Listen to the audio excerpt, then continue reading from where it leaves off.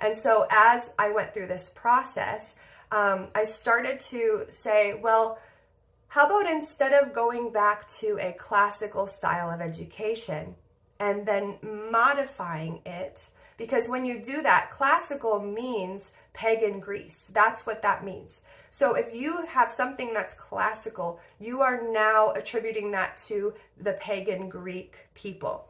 And so when I was thinking about going back to the original design for education, I didn't want to go back to the fathers of classical education that turned into our modern education.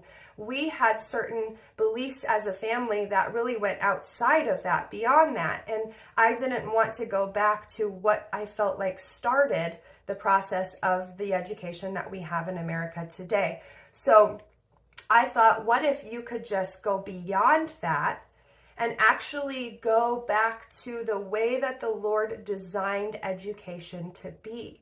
And when I saw the Hebraic lifestyle that the Lord laid out for the people of Israel, that he laid out for his people. Now, I'm not saying that Israel was perfect, because we know they were people. They did not do things perfectly either, but they did follow the Lord. For the most part, they were his children. They would disobey. They would come back to the Lord. They would disobey. They would come back to the Lord. They would repent. And all throughout history, we see that Israel had been known as God's people. We, the church, are God's people. And in the New Jerusalem, we will be God's people.